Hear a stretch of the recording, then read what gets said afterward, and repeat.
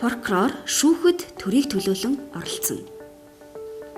Прокурор зөрчил шүүхээр хянан шийдвэрлэх, эрүүгийн хэрэг шүүхээр хянан шийдвэрлэх, захиргааны болон иргэний хэрэг шүүхээр шийдвэрлэх шүүх хуралдаануудад төрийн нэрийн өмнөөс оролцсноо.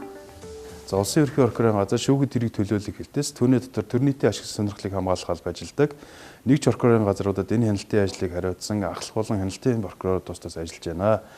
Иргэн захиргаа зөрчлийн болон эрүүгийн хэрэг хэн шийдвэрлэх шүүх хуралдаанд прокурор тэрийн нэрийн өмнөөс оролцож тайлбар дүгнэлт гаргах чиглэлтэй. Прокурор эрүүгийн хэргийн анхан шатны шүүх хуралдаанд төрийн нэрийн өмнөөс улсын яллагчаар оролцож гэмт хэрэг үйлдсэн хүний гэм бурууг холбогдох хууль хавц зэрэг давагдсан нотлох баримтуудыг үндэслэн шүүхийн өмнө яллах үүрэгтэй. Шүүгдэгчид хуулийн ямар зүйл хэсэг заалтаар ямар хэм төрлийн ял шийтгэлийг хэрэг хэмжээтэй оногдуулах талаар дүгнэлт гаргадаг. Анхан болон давж заалдах шатны шүүхийн шийдвэр хууль ёсны үндслэлтэй гарч чадаагүй.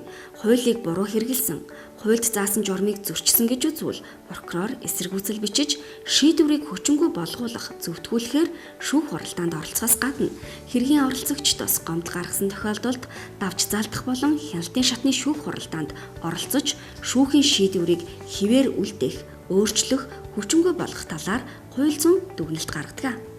Прокурорын хууль 20 дугаар зүйлийн 21 хэсэг зааснаар прокурор төрийн ашиг сонирхол зөрчигдсөн гэж үзвэл төрийн байгууллагын хүсэлтээр, нийтийн ашиг сонирхол зөрчигдсөн гэж үзвэл төрийн байгууллагын хүсэлт эсвэл өөрийн санаа ажиллагаар захиргаа болон иргэний хэргийн шүүгээр хэн шийдвэрлэх ажиллагаанд оролцдог. За иргэн захиргаа зөрчил хэн шийдвэрлэх ажиллагаанд төрийн болоод нийтийн ашиг сонирхол зөрчигдсөн тохиолдолд прокурор төрийг төлөөлөл оролцдог. Зөрчлийн болон эрүүгийн хэргийн улмаас төрд учирсан хохирлыг нөхөн төлөвлөх, төрийн байгууллагуудын хүсэлт эсвэл өөрийн санаачлагаар шүүхэд нэхэмжлэл гаргаж, нийтийн ашиг сонирхлыг хамгаалж, учирсан хохирлыг нөхөн төлөвлөхээр ажиллаж байна.